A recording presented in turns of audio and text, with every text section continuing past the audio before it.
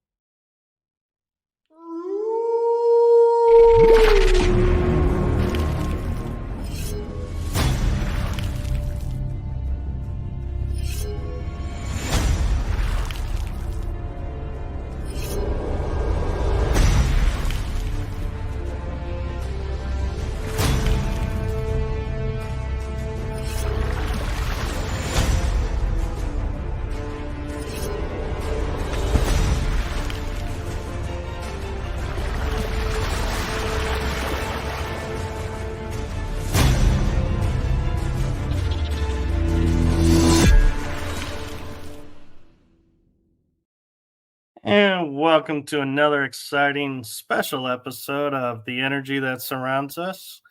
I know we are not on our usual night, so thank you to all who are watching and going to partake in this.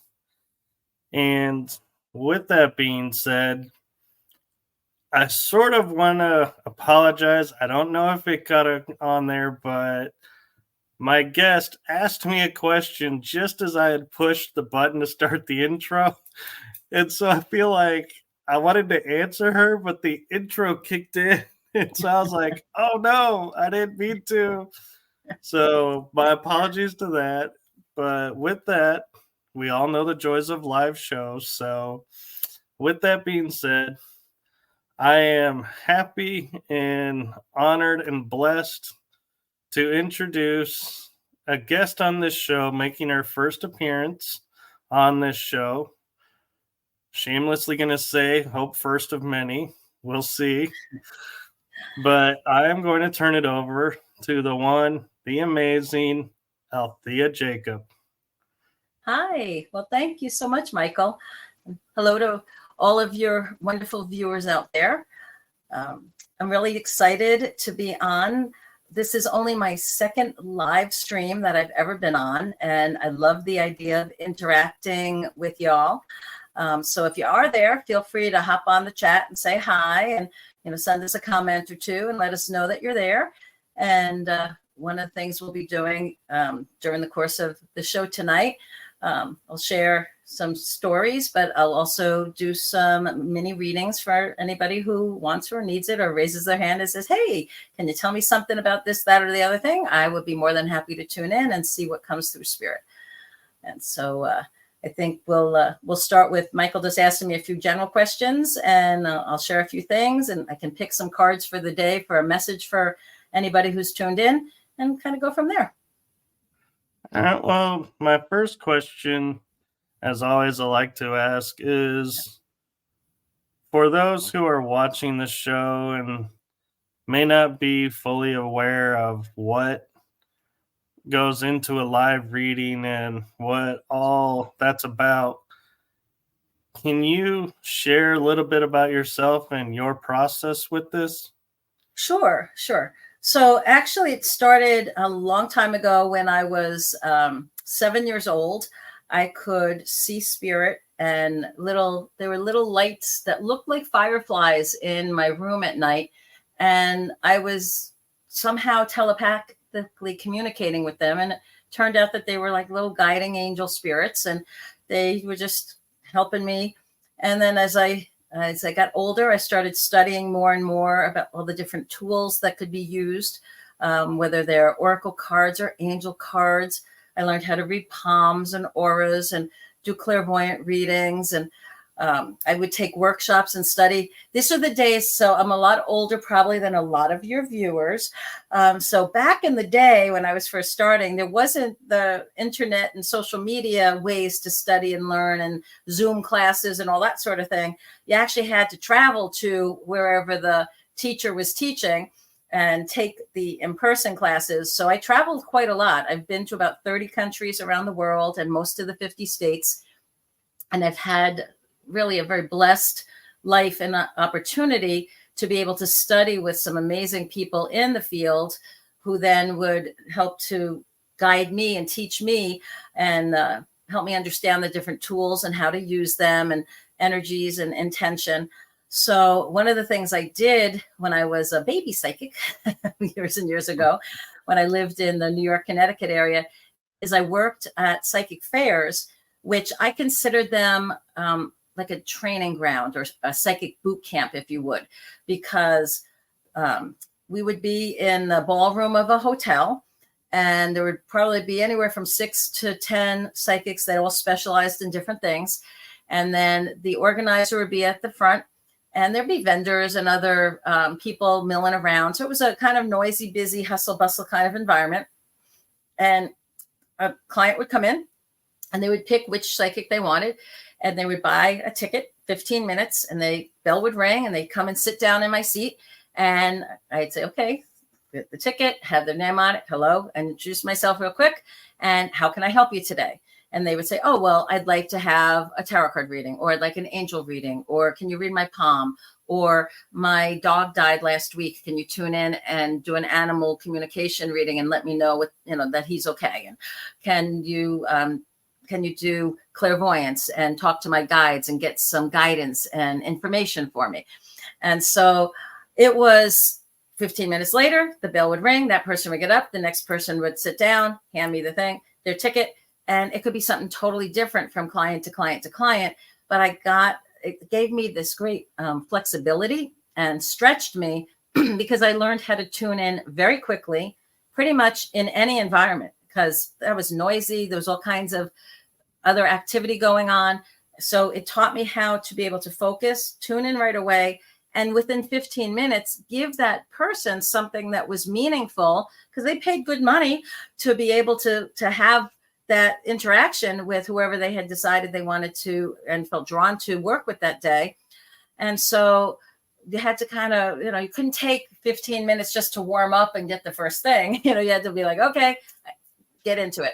So I did that for 10 years. Every weekend, either on a Saturday or Sunday, from 11 a.m. till 6 p.m. So for about 7 hours, for about 10 years, all that period of time. And so during that time, I was able to really fine tune and hone my skills and clarify how I wanted to use my gifts. And so for me, I look at all readings and sessions as a form of life coaching. So I even call myself a spiritual life coach because I believe that my role personally is to be that motivator and that bridge between people that are bogged down in their day-to-day world, and they know that there is a spiritual dimension. They know there's something more to life than just this. And so I try to help to connect that dot for them and inspire them and tune into spirit to help them function better in their world. And no matter where they are and whatever context you need help with, whether it's I want to be better at my job, or I need help with a relationship, or, what's going on where I keep hitting the same brick wall over and over and over again, and I can't seem to get any momentum in my life. We can look at the energy around that, because energy and information are two sides of the same coin. And so if you tune into somebody's energy, a person, an animal, a picture, whatever, anything that has energy, there's information that is accompanying that. And so pretty much that's what I started to do over the years is if there's somebody that's ready and willing to get more in touch with what is their soul purpose and figure out what they want in their life. And they're like, okay, so this now what? This is where I'm at. This is where I know I want or need to be. Can you give me some help and coaching and guidance and information on how I can navigate this. What are some of the more important questions I should be asking and answering for myself? What are things I should be doing and keeping in mind? The mediumship part of the work that I do, I find, is mostly to give comfort to people, to help them be able to move on, to get the closure that they need, or to just get the reassurance, that their loved one's okay. Sometimes the guides and the angels that pop in when I'm reading clairvoyantly. I was sharing with you before, Michael. One of the things that I laugh a lot is spirit will give you a hug, but also kick you in the butt at the same time, right? So there's no judgment in spirit. There's this sense of unconditional love. There's kindness. But they also understand that if you're calling out to them for help because you want something better in your life, you need help, you need healing, you want to make progress, you want to make sure you are fulfilling the full measure of your creation and making sure you live up to whatever your soul purpose was in this lifetime, they're going to give you information to help you. That's one of the things that I love about spirit is if you call out with a heartfelt prayer and you ask, you're going to get an answer. You may not always like the answer you get, but you'll always get an answer. So for me, that interaction started. And then what started shifting within the last year and a half is I started doing much more channeled writing. And so we'll talk about it more later, but my latest book is called A Portal to Potential. And these were uplifting spiritual messages that were coming through from spirit that I thought at first were just for me. And then I would share it with somebody and like, wow, that's really profound, or wow, that's really deep, or wow, could I have a copy of that? And I realized that, yeah, they were coming through me and for me on the surface level, but they also had a much further reach than I had originally noticed. And it was once I started to consolidate and pull them together, I said, oh, wow, look at all this inspired writing. It really paints this picture of the oneness that we have and the importance of love and the importance of us being clear of what we want and claiming our birthright and understanding and making clear choices and understanding we have a choice on how we respond to everything that's going on out there. So I kind of shifted more into this outputting mode of writing what I was hearing and sharing that, as well as doing podcasts. I started my own little one. One's called Spiritually Speaking with Alethea. And I just started a live one last night, which is Spiritual Street Talk. And just, where people can ask whatever question you want and I will answer it, because I'm originally, like I said, from the New York area. And one of the things we're known for is just that straight talk.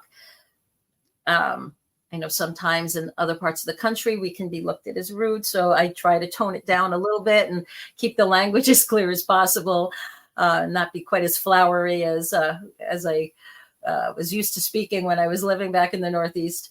I'm in Wisconsin now. So I've been here for going on 9 years. So I've learned how to tone it down. And it's much more oh goshes than any F-bombs in my vocabulary these days.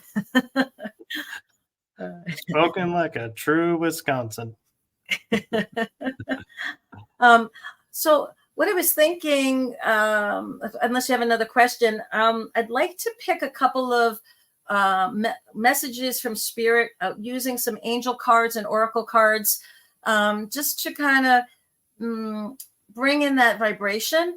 And it's partly my belief that whatever the message or the themes are that come up, if you're tuned into this, whether you're tuned in live right now or whether you're listening 3 months from now or watching it a year from now, the messages that spirit want to bring through tonight are going to probably resonate with you on some level. So how about if I do a couple of those first, and then we'll take a couple more questions if you have them, Michael, and then we can jump into helping folks out there. What do you think? Well, what I was going to ask is, because we already have someone in the chat room asking, why don't we, before you start, give kind of, you were saying like you have a few guideline recommendations for everyone Oh, to help okay. having a great experience. So why don't we Okay, share sure. that now? Sure, sure. So a couple things. So whenever you are on the receiving end of a reading, the information, first of all, you want to be open, right? And because if you're sitting there like, okay, yeah, read me, energetically, not necessarily physically, that's not helpful. Um, Also, as you're receiving information, you want to run it through your filters, right? You want to make sure, is what that person is saying, does it make sense to you in your head? Does it feel right to you in your heart? And does it make sense to your gut, right? Does that gut feeling go, yeah.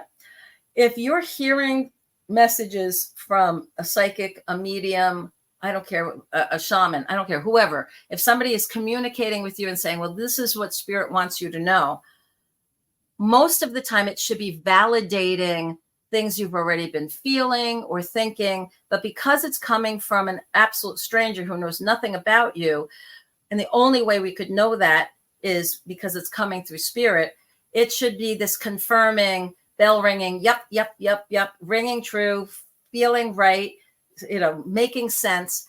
So if something's not, you want to either ask a follow-on question to the person who's reading for you, or stop them even and say, wait, that doesn't make sense, or that doesn't feel right, right? And let them kind of, tune in a little clearer maybe. Also, don't give it too much credence. And any of the kinds of psychics that are out there that say, oh, well, I'll tell you your future. And 2 months from now, this is going to happen. And 4 months from now, this is going to happen. You know what? They can't know. They can know what the energy patterns are leading. And so they can say, if you don't make any shift or change, this is what most likely will happen. But you have free will and free choice. And so if I was to give you, hey, there's a red flag warning in this area of your life over here, you can make changes right now to avoid that red flag from ever hitting, right? So be aware of that. And Michael and I were chatting a little beforehand, and he's like, oh yeah, I bet you people ask you for the lotto numbers all the time, right? And I was like, yeah, no, you know what? My typical response to that is, if you really believe that I could give you the lotto numbers because I could get those from spirit, do you think I'd be sitting here reading for you right now? I'd be on Fiji or some island with a houseboy, bringing me a nice drink with an umbrella in it. I certainly wouldn't be here on the show. Well, maybe I would, but that's not how it works, right? Spirit's Although gonna. the pool boy is a nice touch. No, why not? I don't know what fun is it being alone on an island, right? Yeah, so I think it's important to be in the right frame of mind for it, and also the reason for getting a reading, as far as or my role in giving a reading, is to be that conduit for guidance, for comfort, for some inspiration, for some answers. It's not to tell you or make a decision for you. So like if you're dating two different guys and you're like, well, which one should I marry? I don't know. That's your choice. You have free will and free choice, right? I can tell you energetically what might be a challenge with one situation versus the other, but I'm also not going to voyeuristically, energetically peek into somebody's life that they're not asking, right? So you can't say, oh, well, my husband divorced me and he's dating this other girl. Can you tell me about that relationship? No, not at all. That has nothing to do with your energy and what's happening here, right? So I don't do that, right? And because I don't think that's ethical. That to me, I don't read people unless they ask me, right? Because it's like, peeking in somebody's medicine cabinet when you're using the bathroom in their house, and like, well, that's just creepy. Why would you do that, right? I'm not going to peek into somebody's energy and read stuff unless they ask me, because that's just, having some ethics and morals out there. I've been doing this for over 40 years. I love doing it. My most famous clients back in New York were the Rockefellers. I happened to be the psychic that worked their New Year's Eve party for the Millennium Party at their Tarrytown estate, where they had 300 of their friends and family. And I wound up reading I was supposed to just read for a couple hours during the cocktail hour, and everybody was loving it, and I was on, and it was great. I wound up there until about 4 a.m, just reading for all of these amazing, New York famous families. And so that was the opposite end to the psychic fair, reading for anybody that walked in the door at the hotel, right? So to me, I don't care if you are the vice president of the country, president or CEO of a corporation, the janitor for the corporation, a school teacher, a bus driver, a doctor, lawyer, Indian chief. I don't care. We're all humans. We're all brothers and sisters. If spirit has a message for you and you come to me and we're having an interaction, it's because there's some information that I will be able to bring through for you. Spirit doesn't waste our time or our energy or anybody's money that way. That's my deal with spirit. It's like, please don't waste my time. Time is too precious. Just if there's somebody that needs my help and needs what I can bring through, great, happy to help them. If not, send them to somebody else. Right. So that's kind of my belief system. And that's been my experience over the 40 years that I've been reading for people. Any other question before I look at a card real quick? Or my next question was going to be, what do the cards have for the collective, as my friend likes to put it? All right. So I'm going to pick the first deck that I like to use. It's a mandala deck. Oh, hold on. I'll show the box real quick. Give it a little shout out. It's a inspirational mandala oracle cards. And I know the process of how these cards were made. A friend of mine travels and teaches in Japan. His name is Craig Georgioulis, and he met an artist there who painted 64 mandalas. And then Craig took each one of these and meditated with them for a period of time, and then came up with really beautiful, profound messages. So each one of the cards have beautiful mandalas on them. So we'll see which one is here for today. Okay, so this one just jumped out at me. And this one is the presence of angels. Well, that's nice to know. Okay, so we are being watched over by heavenly beings. Remember to ask for assistance and let them show you the way to progress in your life. Practice talking to your angels through your meditations. So I love angels. To me, actually, if I showed my camera up a little bit, up on the top of my bookcase there, it's all covered with angels. I love angels. I've had angels visit me a few times in my life, saved my life once. So I really, truly believe in angels and their presence, not only our guardian angels, but angels that are here to watch over us, guide us, help us, heal us, inspire us. So I really love them. And so then I'm going to pick from 2 angel decks, and these are different pretty angel decks. And so we'll see what the angels want for today. Abundance. Hooray. I like that card. So this is basically saying it is a time in our lives for flowing with prosperity, love, and success. So those are both really fun, nice messages to have. I will also pick one more from this deck. Oh my goodness. And this one is this kind of, oh my gosh, it's the same card from a whole different deck. It's also abundance. And it says shower of abundance. To heal financial situations, first give your worries concerning money over to us. We will guide you in order to show you how to create and accept more abundance in your life. As we work together, your financial situation will heal as fast as you will allow. So apparently, if you're tuned in here today, one of the things on your mind and heart are creating that prosperity in your life and knowing that you're not alone and that the angels are here with us. And so I love those messages. And I think that's really kind of cool. And then the tarot deck that I use is the Aquarian deck. And the Psychic Tarot is the book that is the companion book for this deck. It came out 40 years ago, and they just re-released the book. So it's really kind of cool. It's like everything old is new again. And what I like to do here with a quick tarot spread is just 3 cards, past, present, and future, what do we need to be aware of? So past, present, and future. Okay, so the first card is the Three of Swords, and the Three of Swords is upside down when I flipped it. So that's reminding us that it's really important to take our power back and not allow other people to affect our mode of emotion. So it's almost like, here, you take back your drama.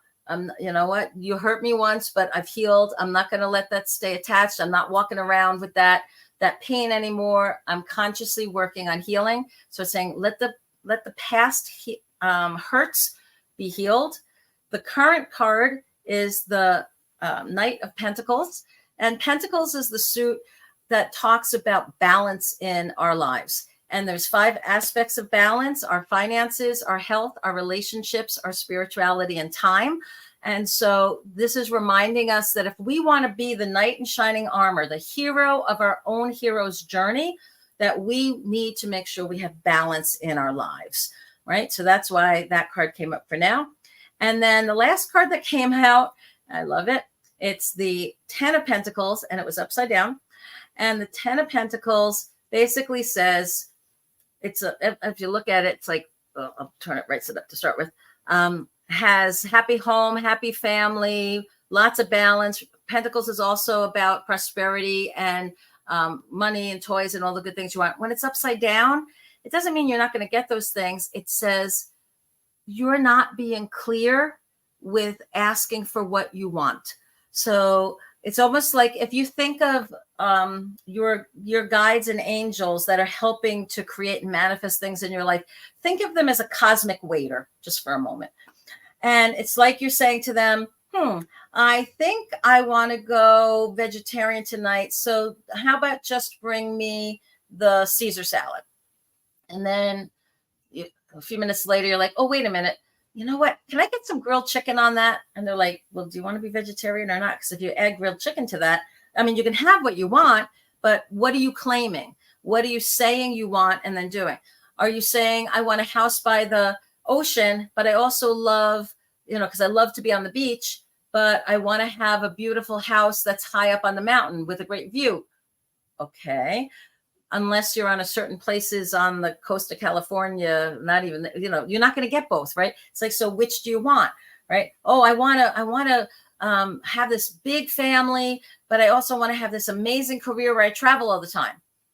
Okay. Well, if you're traveling all the time with this career and you're not home, how are you going to have the big family, or spend time with the family, or have that important bond? So this card really asks us individually, as well as collectively as a society, if we're looking at it as a group that's on this chat, what is it that you really want?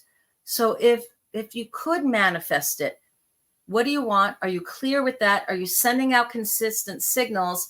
And are your actions backing it up? Because there's nothing that's going to just manifest in your lap. It's not just going to fall in your lap, right? The problem with The Secret 20 years ago, when that movie and the book came out, was people thought, well, I can just send that message out to the universe and it'll show up. It's like, yes, that's the first couple steps, but you have to take actions that lead you to be in the right place at the right time, to meet the right people, to have those things happen for you. Or if you say, I want to start this new business, well, do you have the education you need? Do you have a space for it? Do you have the tools you need for it? There's things that we have to do to back it up. And so that's what that card's about. All right. So those are those 3 little cards right there. So I hope that makes sense to everybody. So are we getting any kind of comments or questions there, Michael, that we should jump on at any point in time? We are. And Barbara asked, she says, hello, Alethea. Does Spirit have a message for me regarding a personal relationship? Okay.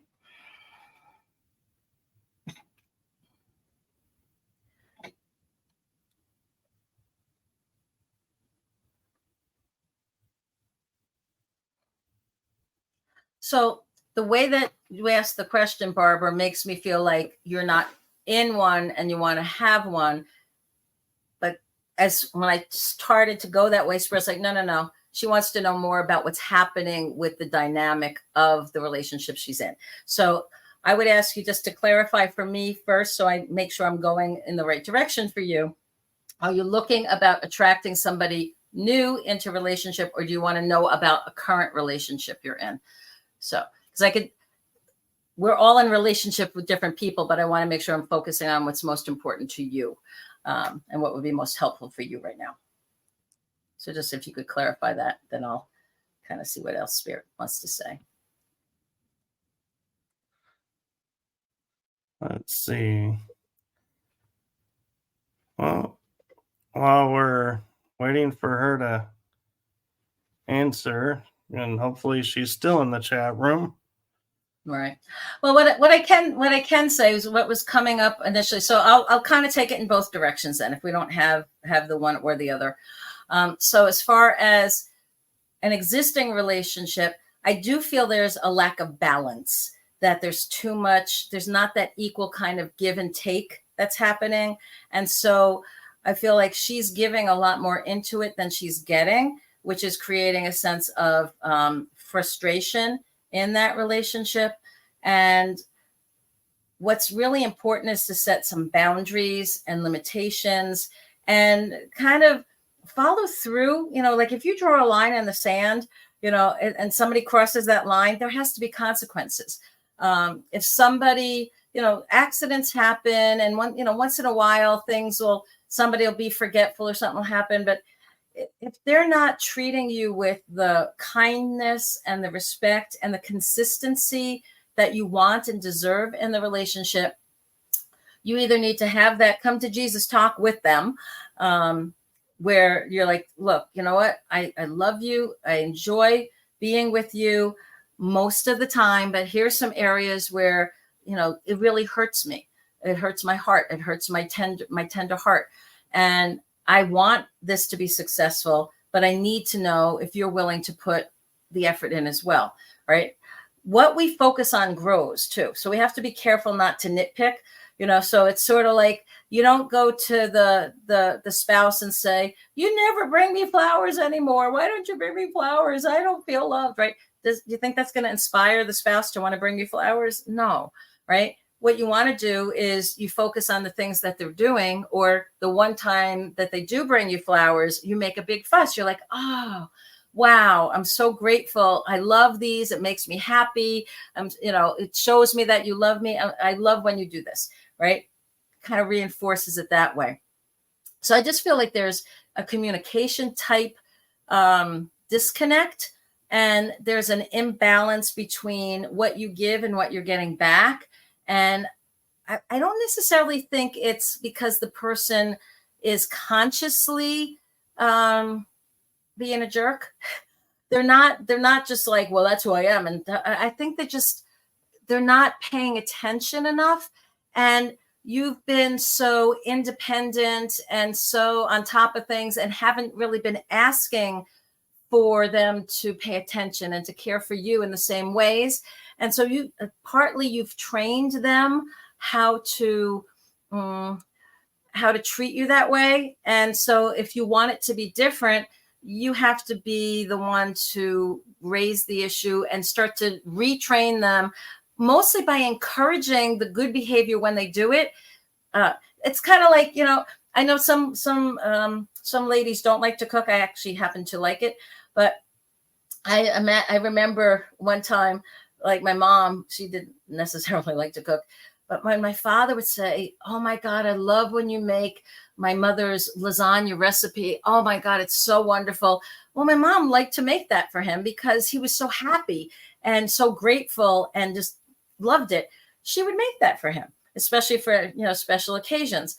But if every time he came home, he was complaining about, well, I don't like the way you cook, or why don't you do more of this or do more of the things I like, that's not going to inspire her, right?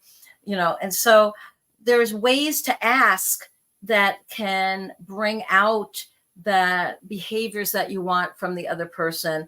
And sometimes we just have to go first. If the person's not affectionate enough, well, most of us know what to do to kind of get somebody's engine revved up, right? So instead of waiting for them to make the first move, maybe you can you can initiate something and then see where that goes, right? So instead of feeling bad, like, well, geez, I wish they would just come and, like, kiss me on the neck or do something. Well, go kiss them on their neck, and or go touch them in the place they like to be touched.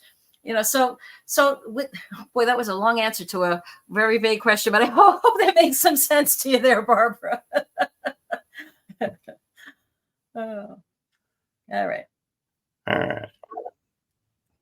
So let's give her a chance to respond. And she did respond earlier that she is working on a relationship right now. Good. So Okay, good. I think you hit that one right. Okay. All righty. Oh, she says thank you. Okay, you're welcome. Okay, so that brings up Midwest Night Watchers.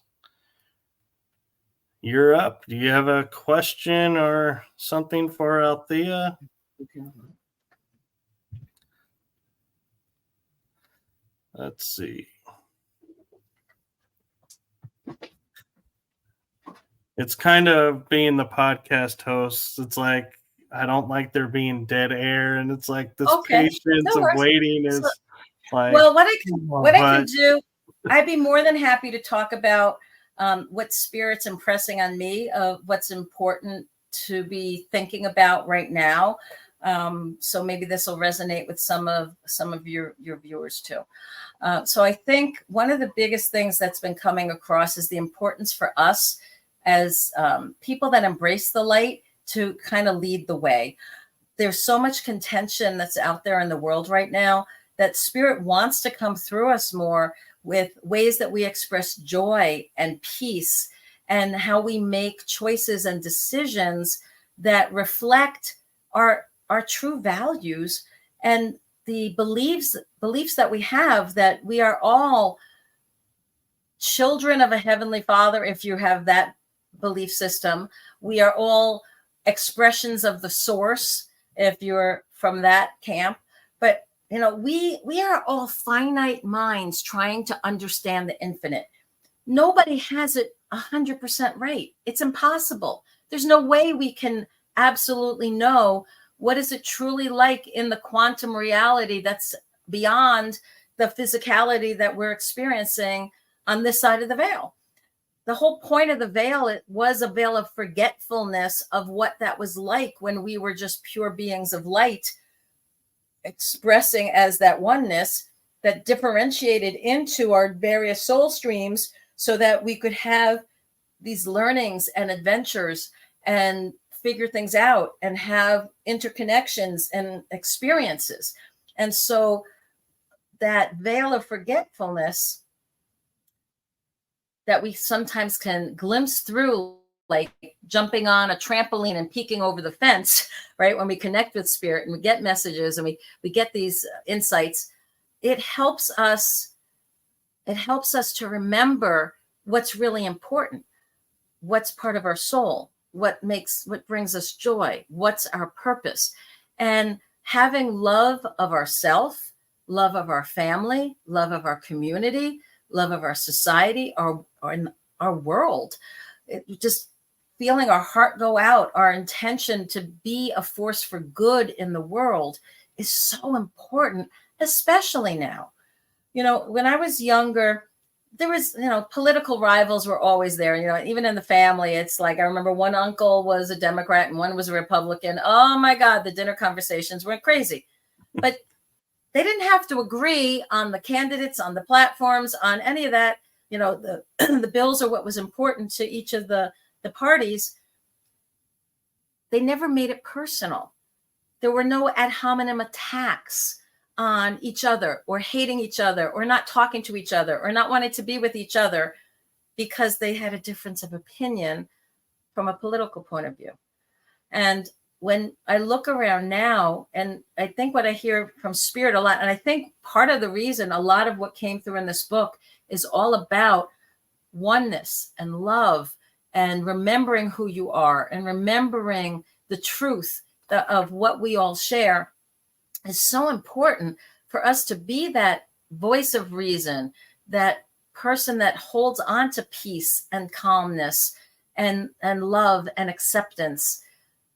We don't have to agree, but just because we disagree doesn't mean you should hate somebody or want to destroy somebody or kill somebody.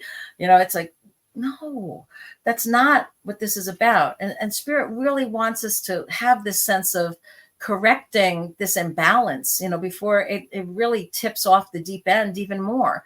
So I think for those of us that work with Spirit and work in the light, it's really incumbent on us. And if you're drawn to these kind of channels and you're curious about this, your soul is probably saying, oh, I want that sense of peace. I want to experience that oneness and that love. And I want to have harmony in my home.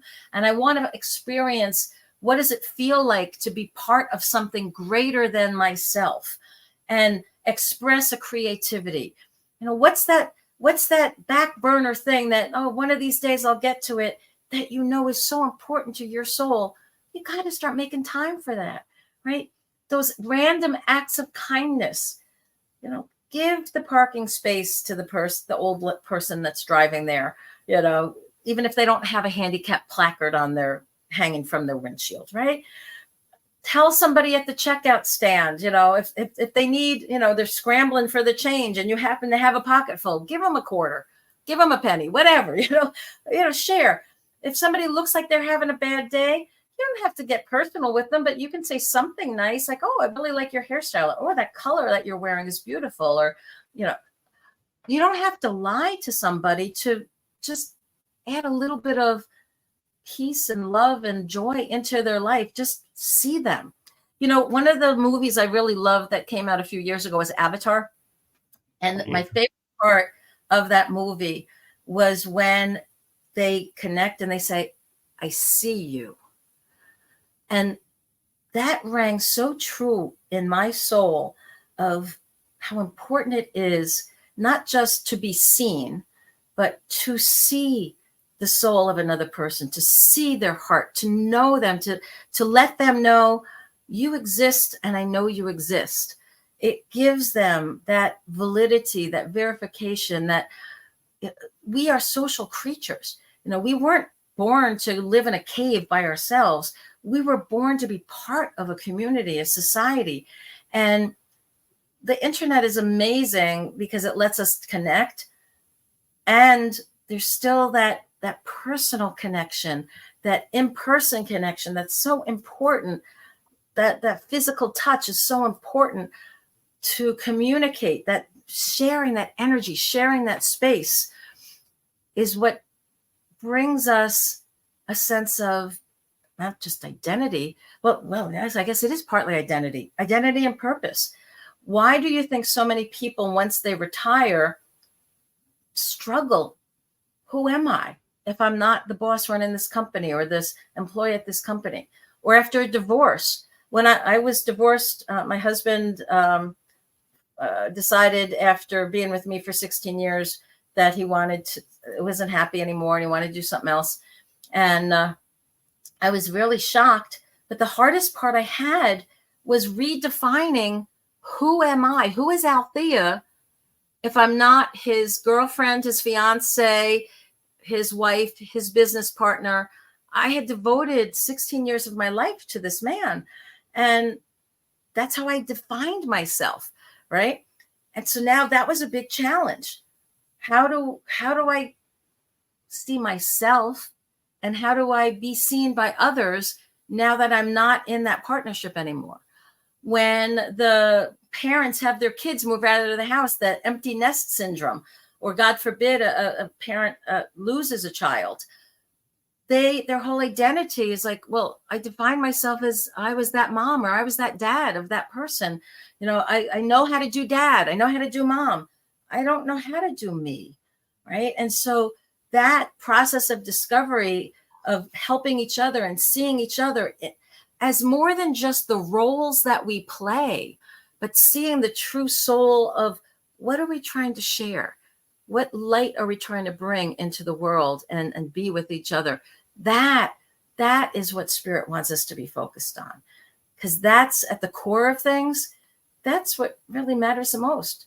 what do we take with us at the end of our life is the experiences we've had and the love and the interactions we've shared, the impacts that we've had on other people. I haven't had children of my own. I always thought I would. I have fur babies, but not kids. So for me, my legacy is not through the genetics of what I pass down or what I leave to those relatives. It's the impact, the positive impact that I've had on the lives of the people I've helped in the 30 countries I've been to and the states I've been to in the 40 years that I've been doing this. And so I can feel good, like, oh, I know I made a difference, right?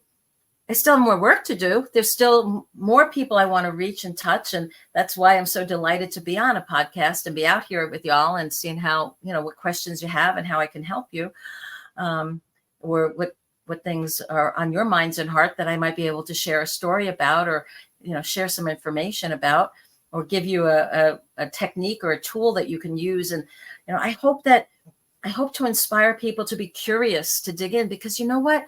Being psychic is part of human nature. We're all a little bit psychic. We all have a great sense of intuition. We have to. It's in our DNA. Our ancestors relied on their intuition to know which cave had the saber-toothed tiger and which one was empty and safe, right?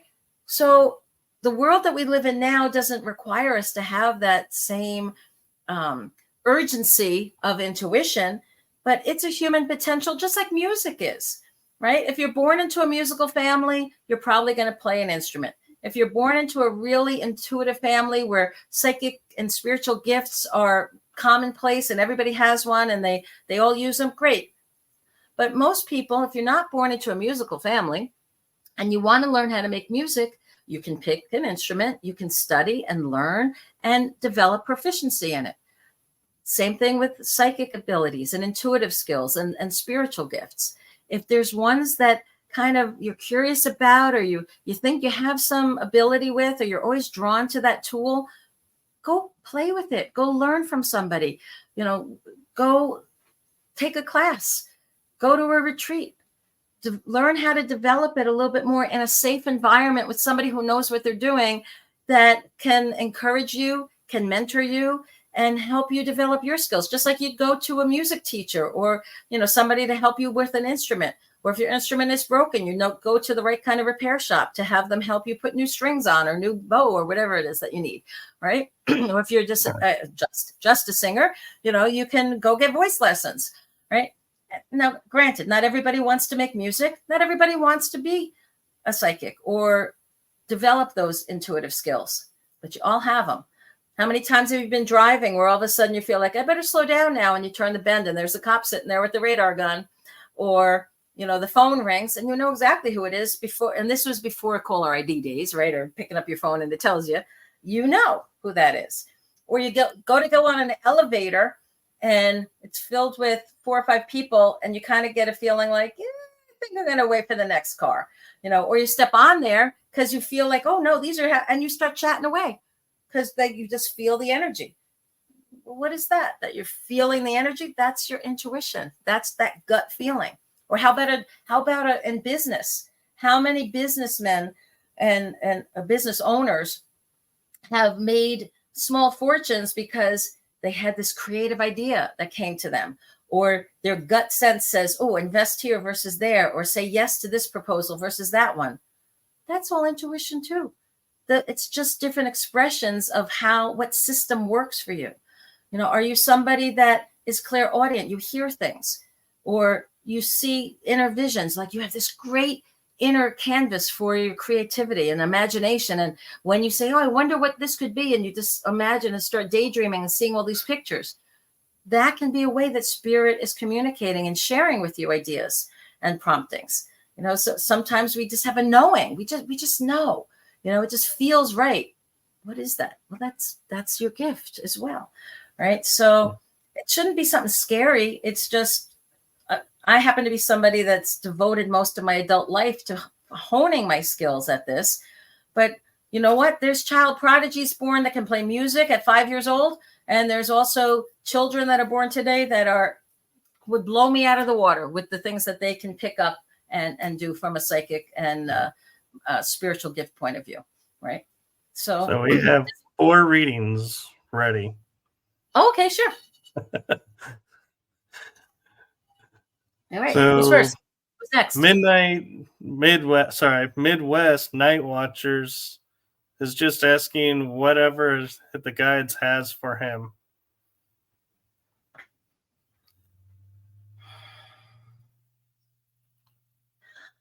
The first thing that comes into my mind and heart for you is stop making excuses and go for it. You're far more talented and resourceful and resilient than you're giving yourself credit for. And so stop giving yourself reasons for why you shouldn't be as amazingly happy and successful and creatively fulfilled as you can be in this life. They okay. It's here's the follow on. It's like the apprentice who's been studying and working and taking classes, and it's like, okay, you have all these skills, you have enough skills, you can go out there and start using this. And they're like, oh, I think I want to take another class, and well, maybe I should get another certification, and maybe I should. And it's like you have what you need to at least get started, to go down that path, to start that new business or that new venture or do that other project. And yeah, your stuff is good enough, you can sell it, right? So it's like the artist is like, oh, it's like, how many people have to tell you, wow, you really have a gift here, you should share that. That's the kind of message I feel like Spirit's trying to be a cheerleader for you, and you're like the little bird that it wants to push out of the nest and say, go, let's go for it, dude. You can fly. Go, go, go. Stop holding yourself back. That's what I feel for you, Mike. For him, Michael. All right. And so the next one is A State of Bliss is asking, I'd love a general message for the fall, winter. Will I begin community projects? And Midwest says, thank you. Okay, thank you. Well, it's funny. Will you begin community projects? Well, that's your choice. Free will for you, right? If you want to, you will, right? But what do you think? One of the problems I'm feeling around, not problem, challenges is there's so many options. It's hard to know for you which one to say yes to and which to say no to. I almost feel like you're so busy. There used to be a saying, I worked at a Fortune 500 company for many years. And one of the things we knew is if you needed something done, give it to the busiest person, because they're just on a roll. It's like walking into a restaurant. If it's dead, oh my God, you're going to wait for your order. But boy, if it's busy, man, that stuff comes out because they're in that go mode. So your energy hits me as somebody that you're the go-to person for a lot of people. You're constantly being asked to, can you be part of the PTA? Can you do this? Can you run this? Can you help here? Because you're a good person. You're a yes person. You're very efficient and very effective. There's always the requests. So for you, I would actually suggest you take a look at the first book I wrote 8 years ago. This is a life coaching book. How to restore power and balance your life today. But it's called The Creative Not Now. And I know it's a weird title, but it's like, you have to learn, you specifically, State of Bliss, would be really well served by learning that creative not now. And what do I mean by that? It's sort of like you find yourself, and as many of us have in our lives, find ourselves in that damned if you do, damned if you don't situation. And you're like, well, what do I do? It's like, okay, my friend asked me to come paint this weekend. Here it is, Thursday night. I've already made plans. And now this dear friend is asking me to paint. If I say no to that friend, I'm going to feel guilty. I'm not going to enjoy the thing I was planning on doing. If I say yes to them, I'm going to feel resentful because I had plans and I was so looking forward to my plans, but I wanted to help them, right? And so it's this really awkward kind of thing. So the creative not now is, what can you tell that person? How can you be creative to still be able to help them but still do what you need to do for you. So in that particular situation, the creative not now answer is, you know what? I'm so sorry. I wish you had told me sooner. I already have plans for this weekend, but I tell you what, I have some free time on Monday. Save me a bathroom to paint, or a window to do, or a ceiling to do, or whatever you need. I'll pick up some donuts or some healthy option. I would probably bring donuts, but some people are healthier than me. And I'll bring over some donuts, and, we'll bang out, whatever you need left.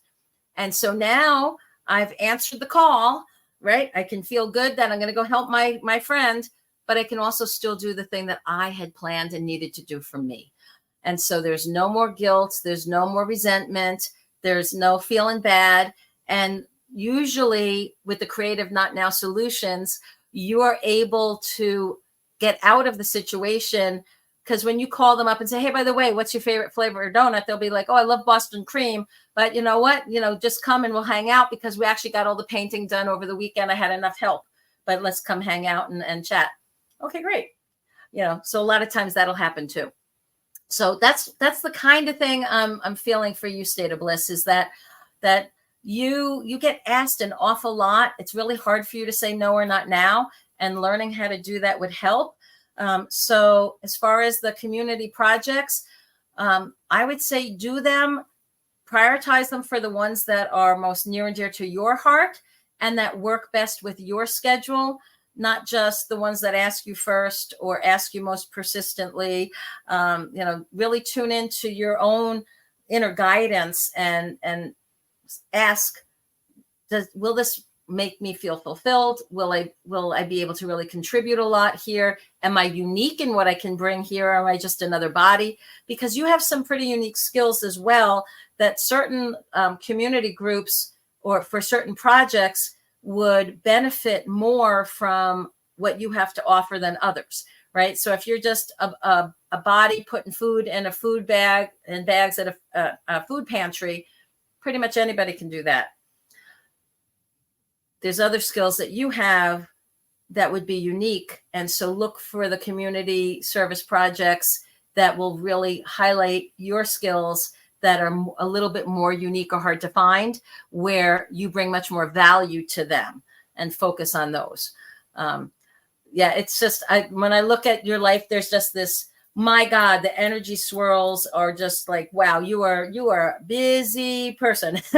and that's good, as long as you're still in balance. Remember, one of the first cards that came up today for everybody when I was throwing them there was the importance of balance in the moment and balance in the future, to be really clear on what you want as well. Okay. All right. Well, while we wait on the response, the next one is Crossroads Meets the Ocean Rose. And they are asking, does Spirit have any messages if I have already met my divine counterpart? And A State of Bliss says, love it. Thank you. Cool. Thank you. Divine counterpart. So what's interesting to me with that, what strikes me is there's a whole soul group that kind of came down together, where they share past life love, past life brotherhood, sisterhood, community. And so there's more than one person that resonates a really strong soul connection. To me, like soulmates or divine love connections, it's almost a choice of expression, because we all come down with our groups with us. And it's like, okay, well, what role do we need to play? What is most useful in this lifetime for us to have? So the short answer to that is yes, that soul that is part of that soul group that came down with you is present in your life, the expression of that love may not have been to the full extent that you're imagining or wanting it to be when you envision what a soulmate would be for you. It may develop more into that over time, but I almost feel like there's more important work to do on a soul level based on what the soul contract was of, okay, we're all going to come down. Here's the mission. Imagine you're like on that Mission Impossible team, right? It's like, okay, everybody has a role and we all have our eye on the prize of what do we need to do and how are we going to do it? And okay, what's our plan B, C, and D if something weird happens, and what do we need to do? And so I kind of get that really tight closeness of soul energy, like that person that you met them and you just trusted them instantly. That there's somebody that resonates with you. They get you, you get them. Can it develop into that love? Yeah, but it's almost like the work first and then the love is the bonus that comes, like, okay, once we finish the work, now we can party, now we can play, now we can express that part of ourself. So I feel like they're in your life, but I don't feel like it's an active expression of love. You feel the closeness, you feel like I've known this person forever. They finish my sentences. We're telepathically linked. I know what's going on with them. They know what's going on with me. But I don't yet feel like it's emerged into the expression of that divine love yet. But I do feel like they're in your circle and that there's already a strong connection. It's just not fully manifest there because there's work to do first, is what I'm getting. I hope that makes sense. All right. Well, while we wait for the response, we can queue up the next one. Sure. Is Woo Riders DG. Crossroads says, thank you so much. Cool. So the fourth one is Woo Riders DG. And he says, if it helps, name is Derek in Florida. Curious to know what the future holds for me and my family. Okay. All right, Derek.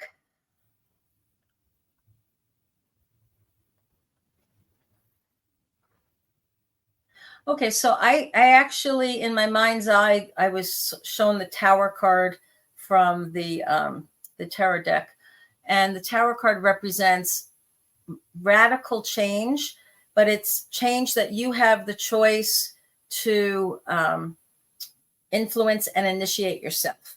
And the changes can be change of job, change of where you live, change of school for your kids if you have kids. It's adding a new member to the family, whether it's an extended family coming in or a new addition to a family. So all of these things are really big life-changing events. And I feel like within the next 6 months for you, 6 to 9 months, there's going to be the sense of change, but it's change that you've kind of been feeling like, it's almost like you got that itch, it's like, I feel like I want to do something, but you're not quite sure. And one of the important things with a message like this from Spirit is you want to be courageous and intuitive and take the steps yourself and not make Spirit have to push you. So the metaphor here that comes to mind is, imagine you're somebody who jumps out of airplanes, and the deal with the jump master is you ride the plane up, but there's only one way down. You have to jump, right, with the parachute. And if you're not willing to jump, they're going to push you. And so it's much better for you to make that transition from the plane to the ground with some sense of choice and control, where you're like, okay, I might be scared. I don't know how this is all going to, come to pass. And I'm just hoping and praying I hit the ground safely and my chute opens up in time, right? That you take that leap with your hand on the ripcord. You're ready. You're prepared as you can be. 1, 2, 3, you jump, you count your 1, 2, 3, you pull, the chute goes up. You're scared. One, couple of seconds until it catches, and then it's like, oh, now I can enjoy my journey down from the plane to the earth. I'm not screaming and frantically trying to get the ripcord because somebody pushed me and now I'm off balance. So the transitions and the changes that are coming, these are ones that you've been feeling like you want to make the change. You weren't really sure the nature of what to do or the timing of it. Trust your intuition is going to bring it to you, and you're going to know the right time, the right place, the right way to do it. But it will require an act of courage on your part to actually, like I said, take that first leap, take that step to make it happen. And it might be a little scary, and it might be like, I'm not sure, but that's part of the nature of faith as well. Faith in yourself, as well as faith in the benevolence of the universe. That it's like, if you keep getting called, like, I really feel like I need to be closer to this family member, or I really feel like, you know what, I don't want to be in that family business anymore. I want to go out on my own. And the only way I can do that is if I move far enough away that they're not sucking me back in every weekend to help with the family thing, right? So you need to have the courage to do that, the clarity of what you want, really sit down with your partner and your family and figure out, what would make us happy, what would make us feel safe, what allows us to have that sense of adventure as well as more meaning in our life and more time for each other in our life. Becoming self-employed or running your own business or starting a sideline business, sometimes the most graceful way to make that leap is to start like your toe in the water, right? So it's like, I always thought I'd love to be a freelance consultant because I love to help people. Okay, well, maybe go, buy a cup of coffee for somebody who's already in that field and find a mentor and start to shadow somebody or apprentice somebody who does the thing that you're interested in doing, right? See if actually doing it part-time is bringing you fun and fulfillment, and you have the skills where you can make some money at it.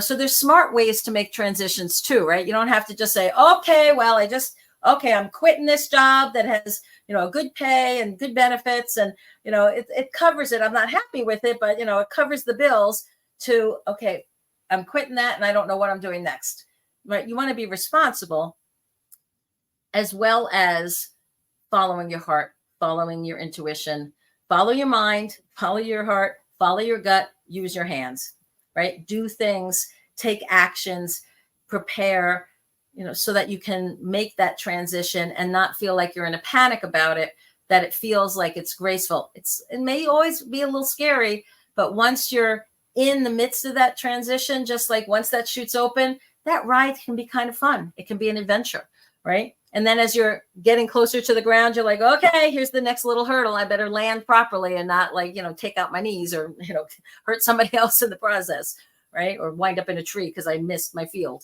But those are the kinds of things. So yeah, so for you, I feel this sense of great transition, but it's ones that you have a choice about. And you want to make that choice, because if you keep praying and saying to spirit, I want my life to be different. I want this to be, I want this and this and this, and you're not taking the steps yourself, that's when spirit kind of like, well, if you're serious and you keep telling me, I want this, I want this, I want this, and you're not actually taking the steps in that direction, you will find yourself pushed or stopped. So in my case, I was hit by a car about 14 years ago. I was the Energizer Bunny. I was go, go, go, go, go all the time. And one of the things I was complaining about to spirit was, I don't seem to have enough time to really tune in and do these, things for myself. Well, you know what? When you're recuperating from being hit by a car and your knees aren't working very well, and now you need help from everybody else, life slowed down. I was like, okay, I should have seen that one coming, right? I did not make the conscious choice to slow down enough myself. So spirit did something very radical to stop me. Right. So that's kind of, I'm not saying you're going to get hit by a car. I'm just saying you want to be clear and take the steps you can to make the transitions and make the changes that's kind of been like that little tickle, that little that itch, like I'm really feeling like I want to do this and make this shift sooner than later. So have the courage, work through it, make a plan, work your plan, and take that leap, in a smart way. Okay. That's what I'm getting for you. All right. We had one come in if you had time for a couple more. Yeah. Happy to. All right. The next one we'll queue up is What Lovely Day 90 is asking if they could get a reading. They're going through an awakening.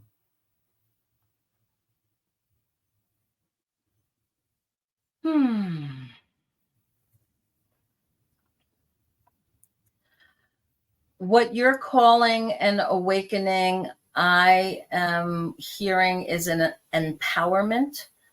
And it's more of a remembering and reaccessing your power. It feels positive. It feels like you're coming out like the caterpillar that's emerging out of the cocoon, and it's like, oh wow, I have wings. Holy mackerel, I got wings. I've been scooching on that branch for my whole life up to this point, and and next thing I know, I'm in this cocoon, and holy mackerel, it hurt like heck, and something was happening, but now I can fly. Cool, right? And so that's kind of the images Spirit's showing me for you. Like, yeah, it's painful on some level. It also is, you're leaving behind all the other caterpillars that are still on the branches who haven't gone through the transformation yet. So know that it's okay to fly and lead the way and be a bit of an example, even if you feel a little bit alone because they're still scooching. Sorry, that's what they're showing me. So I go with what they're showing me. That's a little weird, but yeah. So the awakening here is also the different senses. So that's what I'm saying. It's an empowerment. So having that clearer connection to spirit is really good. What I would strongly recommend is you journal like crazy during this time. Anything that you're perceiving, thoughts that you're having, dreams that recur, or even if they're not recurring, dreams that you're remembering, you're getting a whole bunch of pieces to a puzzle that you're fitting together on what this next phase of your life is going to be about and what role you're going to be able to play. So for the little caterpillars that you're leaving behind, you're not really leaving them behind. You're just showing the way and being an example for what's possible. And with the gifts that you have, you're going to be able to help to coach and inspire and help heal. I feel a lot of healing energy around you. So I wouldn't be surprised if one of the things that opens up for you is a healing channel. And so that you find like your hands are hot or buzzing, or if somebody was hurting and you just put it on the place that was aching, they'd be like, wow, I feel heat coming through or vibration coming through. So you're going to have this spontaneous awareness of gifts that are starting to manifest as well. And the best thing to do with gifts is play with them, use them, see who needs them, share them. If things seem scary to you, if things seem curious or scary, or, there's physical sensations that are happening, you want to just kind of breathe with it, open it, ask for insight about what is this. If you're having a real big spiritual opening, there's something called a Kundalini rising that's very common for big shifts of spirituality. And basically the energy starts running up and down your spine. And so you might feel like you're having hot flashes, even if you're not that age where that should be happening. You might feel pressure in different parts of your body, headaches, energy that's just circulating. It's almost like, imagine if you plugged a regular plug into a 220 outlet, if that was possible, or if you were like in another country and you didn't realize you didn't have the adapter and you plug in. Well, within a very short period of time, that thing is going to overheat, right? Because it's running a vast amount of energy through a wire that isn't insulated enough or used to it yet. And it's just a matter of it balancing out. It will balance out. But I would read, if I were you, if that's what's happening to you, those kind of symptoms, I would read about Kundalini online, and there's things that you can do to kind of help to soften it a little bit and help to direct it a little bit and utilize it. So just know that those kind of things are really natural, especially when you're opening up and because you're getting more energy coming in to you and through your system to clean out and clarify whatever needs to, so that you can be a clearer channel. The other metaphor they're showing me now is like a garden hose that, for the winter, it's just been kind of there. And then you turn on the faucet and the first little bit comes through. It's just a little drizzle. And then as it kind of degunks what's been there from all winter, next thing you know, it's a full jet of energy, of water coming through. So it's kind of similar with our systems, that if we're just opening up and having energy start to come through us, especially if we're going to be using it to serve others, there's going to be a little bit of physical discomfort that can go along with it, but it's only discomfort if you want to think of it that way. I look at it as like, well, it's kind of cleaning it out. It's helping to open it so that you'll have a bigger capacity and ability to channel it, and a clarity to know how to use it. I hope that makes sense. All right. And just as you started, Woo Riders DG commented, he goes, spot on, for real. Just reopened his company a few years from medical, transitioning to a new home. It's been difficult. And then he said, it's harder when people are dependent on the decisions that are more important, which is true. Very true. Cool. And so the next one, I will honestly say, is I am curious with all the directions I'm being pulled. I feel like I'm balancing everything, but then I feel like there's still stuff coming. So am I going to be able to continue balancing everything and being in the flow, or do I need to be aware of any adjustments that are coming? This is for you, Michael? You're not reading somebody else? Okay. No, this is me. Just to be clear. Okay.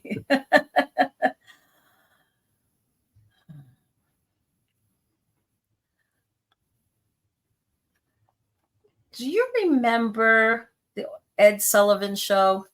And they used to have poles, and they would spin the plates on all the poles, and the guy would run around, and he'd be like, it would be amazing, all the poles that he would have and all the plates that he was able to keep spinning without having any of them fall and crash. That's what your energy looks like. That's what that energy looks like to me. It's like you are just methodical, conscientious. Somehow you're getting your hands on them just in the nick of time before they fall down and crash. But you're able to balance an incredible amount of stuff.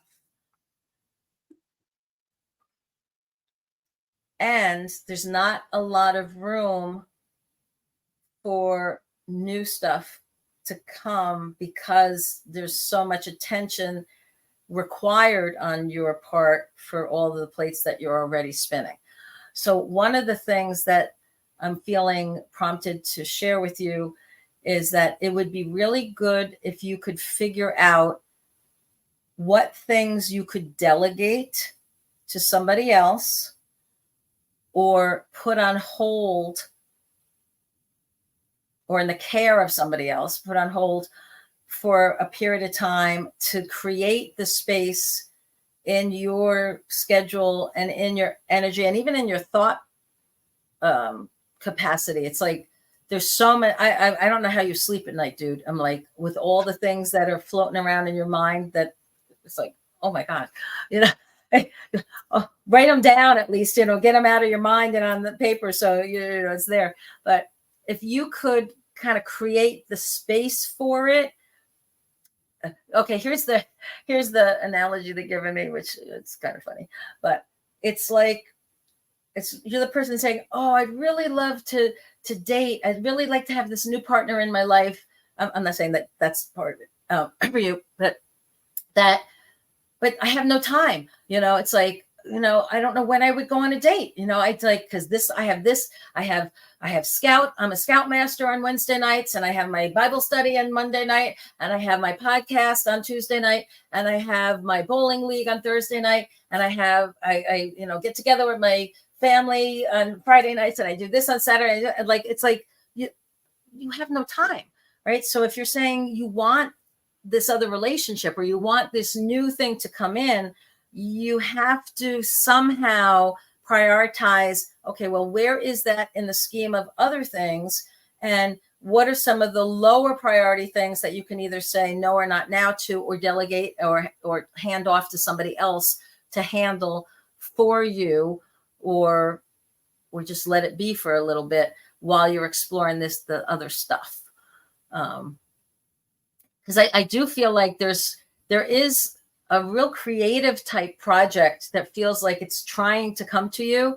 And it's like, dude, like you don't have time hardly to meditate, let alone open up to, like, by the time you got that, let's say it's sculpting, by the time you cleared out the space and got all the materials and had in your vision of what you wanted to start, it's like, oh shoot, I got to get to this now. And it's like, you would barely set it up. You wouldn't even have the time to do it. It's like, no, you have to carve out that time.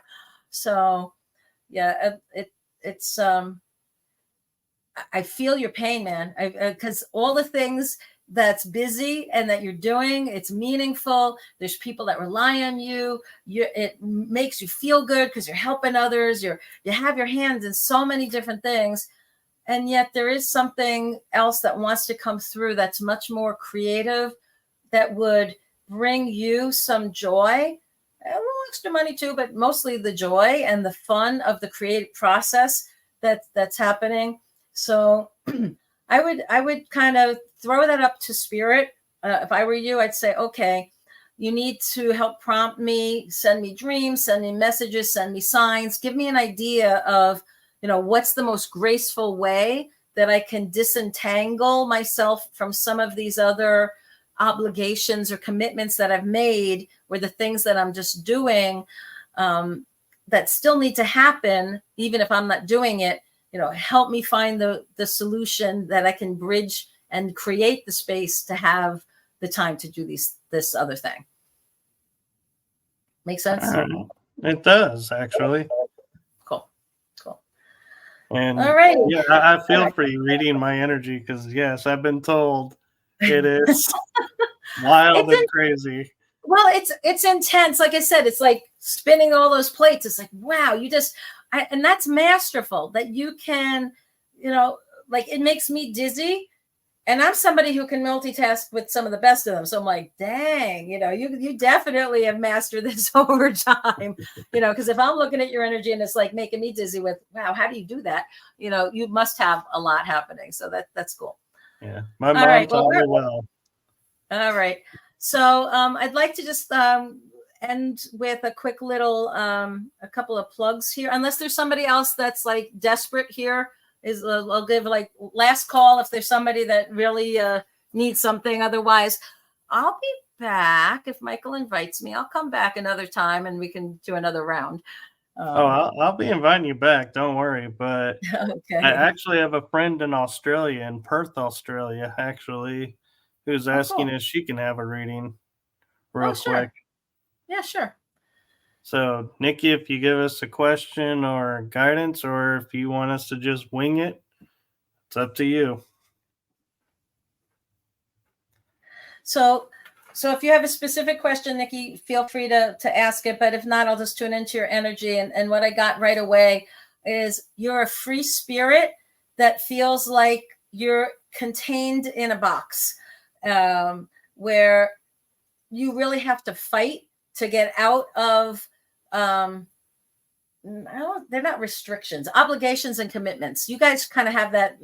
No wonder you guys are friends. I feel that same kind of like she has these things that are really important, and she's had these obligations and commitments, like if she had her way, she'd be traveling the world. She'd be like out going to sacred places and visiting people. And I just feel like this free spirit that just wants to be out there, real love of people, love of nature, adventuresome, big spirit, big heart, love of life, love of other people, and lots of responsibilities of people that see that you love them and turn to you for advice and for help. And it feels like there's just people that would really miss you and not want you to go off on your adventure.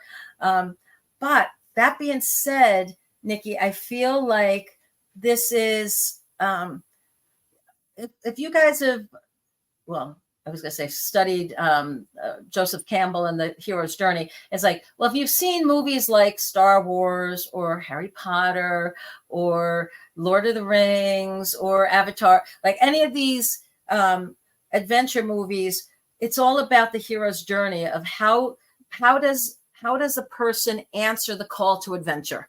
How do you follow your soul's path to go find out, leave what's familiar and go off on that journey. And that's why those movies speak to our soul so much, because they resonate with what's at the core of our humanity and our spirit, which is we know that there's something we're called to do.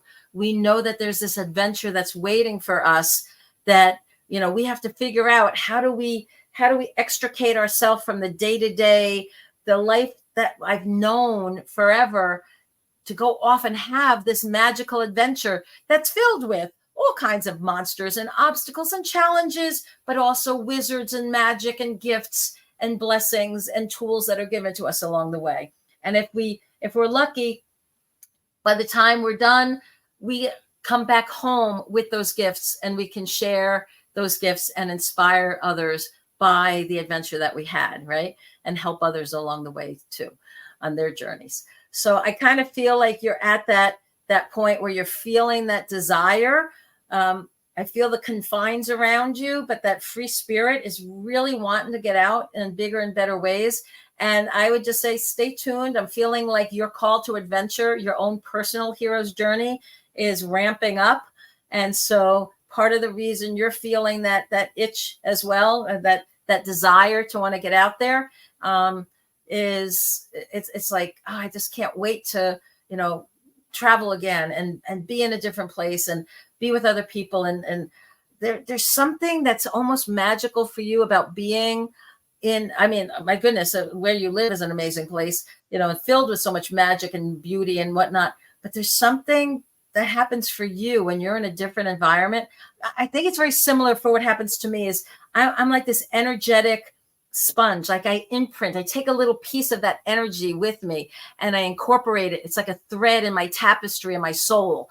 And so I love being in different cultures and meeting new people and being out there because it enriches me, but I also leave a part of myself there in return. So it's not just a take, it's a give and take. It's this beautiful balance that happens.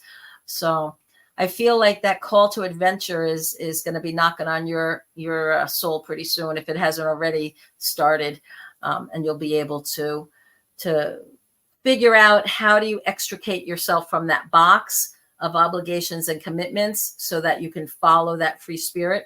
And you know what? A lot of times what has to happen, go back into the hero's journey pattern or the movies, usually either some magical character appears, right? That's kind of like, here is your quest. It's like Gandalf shows up and talks to the Hobbit and says, you need to go, you need to be my burglar. You need to go with them on this journey. All right. That makes sense. I hope so, dear. But have fun with it, and be willing to go. Very nice. Okay. Yes, it does. She says, thank you so much. Made my day. I needed that. Oh, cool. Very cool. All right. Well, thank you all for having me.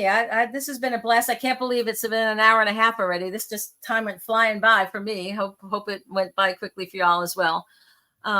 Just a couple little plugs for me. So, if you need to find me, I have a website. It's aletheajacob.com. And Alethea is spelled funny. It's ALETHEA JACOB. that silent E is the only thing quiet about me, because as you can tell, I do like to talk a lot. But so it's AletheaJacob.com. You can find me on Spiritually Speaking with Alethea on YouTube, as well as Spiritual Street Talk with Alethea. And if you're interested in learning more about your intuition, your intuitive abilities, and developing your spiritual gifts, on November 8th, 9th, and 10th, I'm co-leading an intensive retreat in Sedona. And the information about that retreat is on my website under the event page. So I'd be happy to have you join us for that if you'd like to do a deep dive and learn some of the fun skills that are available. And then both of my books are up on Amazon. This one is the most recent one, and it's meant to encourage you on your quest and path and give you some questions to answer that will help you define what's your soul purpose. Hopefully it'll uplift you and remind you of what a beautiful soul you are, and that you're not alone, and that you are loved. And this was my little life coaching. It's tiny. It's like $5 because it's a tiny little, I call it a bathroom book. You can get through it in a sitting or two, right? It's just quick little wisdoms of what I learned or what kept coming up when I was doing life coaching at the fairs on the 5 areas of finances, health, relationships, spirituality, and time, and how to get balance in your life. So they're both on Amazon. So feel free to check that out. I love people reaching out to me through emails. If you have a question, it's just AletheaJacob@gmail.com. I'm one of those accessible people. This is my life purpose right now, is to output, to teach, to share. I do all kinds of retreats and workshops. I love to customize stuff. I do private readings. So go on my website, browse around. If there's anything I can ever do to help you, please do reach out. And if you host a podcast and you want me on as a guest, as you can see, I love to chat and help people. And Michael was kind enough to invite me on. So if you know somebody else, just spread the word, share the love, click, like, do all those nice social media things that I know very little about, but I know is important. So, Yes. All right. Any Very final true. thoughts, Michael? I just want to thank you for coming on, and thank you for sharing this experience with us. And I hope it's fun. Hope it was enjoyable for your group.